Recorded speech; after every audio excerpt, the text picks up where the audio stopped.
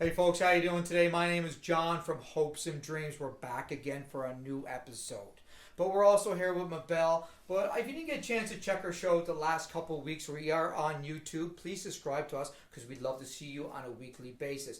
But we have a new show, a new guest, and we are talking about today karate, but a special kind of karate. Karate of a jitsu type form. But the thing about this is that they do it for a reason.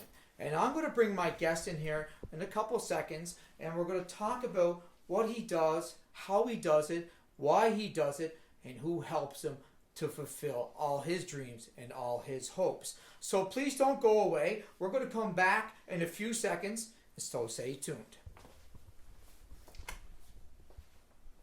Hey folks, we're back now. We're going to bring our special guest in tonight to let you get his opinion and what he does and how he does it, and to be able to understand that our show is about hopes, dreams, reality, helping people to succeed in their life in different ways and different forms. So my guest today is Ryan. Come on over here, Ryan. This is Ryan here, nice guy. How you doing, buddy? Nice to meet you. He is here today to talk a little bit about what he does and his field and what he practices on a daily basis. So Ryan, I know you take in jiu-jitsu and you have a black belt in that form. So please tell me a little bit about how this all came about for you. You can go back a couple years, sure, but just give me a basic idea of what you do. To be really honest, it goes back to my childhood. When I was 2 years old, my father was a practitioner of Uechi-Ryu karate. So he used to lift me up on his hands by both my feet to literally sit in his hand, and he'd hold me up. And my earliest memories of my childhood are just standing on your feet. This is literally standing on his hand, both this high off the ground. That is amazing. So it was like I was flying as a child. And I remember this feeling and him saying to my mother, "We have to get him trained." You know, my mother was against it a little bit at first, but he put me into karate, and I learned so much through karate that it just opened my mind to wanting to do more, but to learn more about the weapon systems, about this, why this happened, why that occurred, why these people rose up against these people, for example. That is awesome to hear. Ryan, but I know behind you here, Ryan, as you step over 1 second, you brought some stuff with you today. If you don't mind me asking, I was looking at this. I don't know what this is, Ryan. Can you explain that to me a little bit? Well, most people would recognize this as a basic throwing knife. Now, the idea about it is this circle on the bottom with this type of blade. This is usually not a blade. It's actually more like a leaf shape. I actually bought these as a representation to show people, and the wrap around them. It looks very fancy, but this is very mistaken of the whole Shuriken Jutsu art of that we're looking at, actually, me and my sister at the moment, that we've been practicing for a while. But this is a basic idea of a flattened style throwing object, or even a short-term small object to use in hand for self-defense. Oh, for self-defense. It's not all samurai had these ideas. And what are these here, Ryan? I know you had a few. These actually come from the samurai in that sense, or shinobi, ninja as people know them, but shinobi would be the right word. And these are the Iga-ryu, which is the Iga prefecture, now the Iga Ueno. And these are built in a kind of like a delta shape, almost like an airplane, but the stroke, it all comes down to different ways of moving your hands as you throw them compared to the different styles.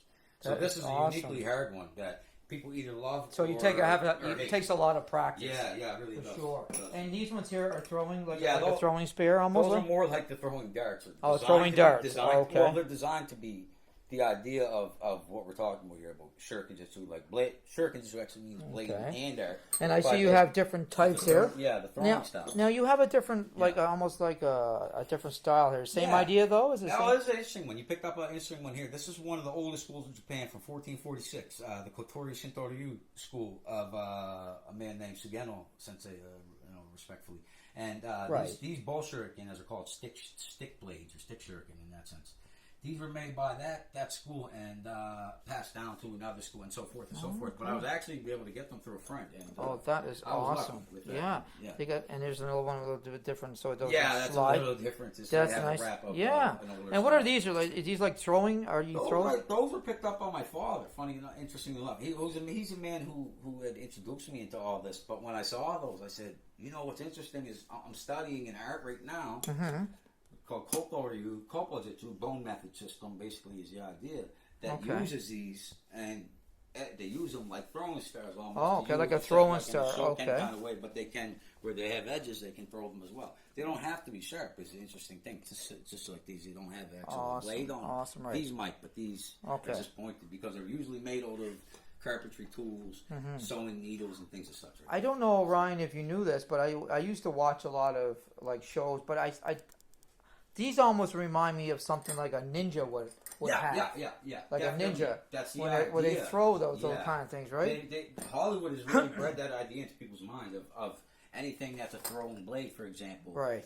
And it's actually traditionally samurai art, but traditionally most ninja, shinobi no mono would be of samurai families anyway. This just happened to be the interesting history behind things like this. This comes from a school called Nagishi Ryu. It's not now, the actual shuriken. As you took your jiu-jitsu throughout your career, did you find that you learned, people showed you how to throw them and learn all the techniques on that too? Or did you just practice that on your own? I do it on my own. I do both, actually. I can't help but do it on my own. Well, I have fun with it. Actually, it distracts me. It takes my mind off all kinds of different things. But as well as friends, I have friends that are still getting their lives together.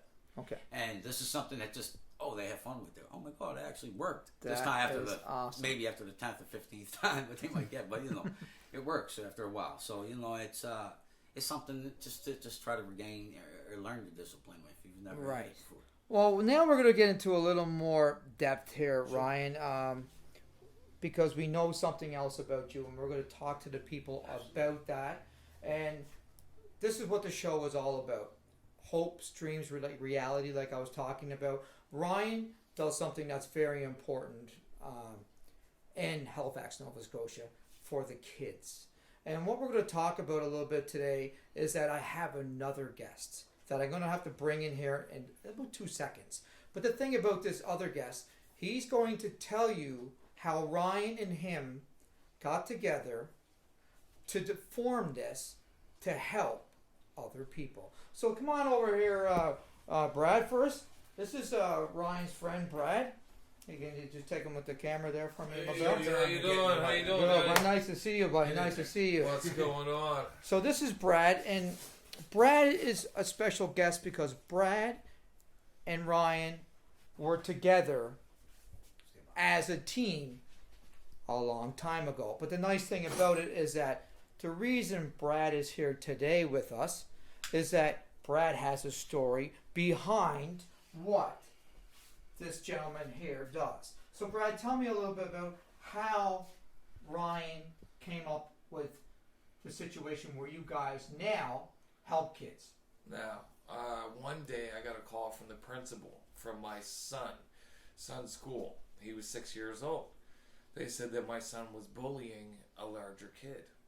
Once I got there, I found out when the kid came to the office, the kid admitted that he lied and he pushed my son down.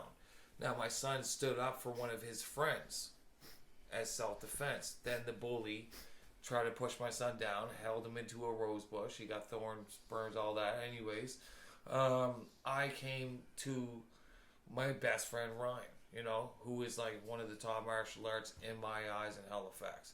So Ryan decided to train my son in self-defense, such as like, where's your bully? As a matter of fact, he asked me. Right, and I asked him directly. So my son was his first student with his art, which pushed me into this whole thing. Right. So so we came up with it's time to teach the kid self-defense, and he was all for it and doesn't want any kind of liquidation, any kind of cash. He's here for the community. It's all about building the hopes and dreams of children not going through what we went through because we grew up in the projects. Correct. So Mabel is here taking you information, I'm going to put it online for you guys because we want to get that note out to people. The note is that with Ryan and Brad giving the kids of Nova Scotia, Halifax for sure, a chance to change themselves and stop getting bullied by other kids that think they're better than them. But the thing about here is that we want to stop that. How do we stop that? Ryan is teaching them for free. No, I said that right, free. Because it costs nothing for them to come here and learn.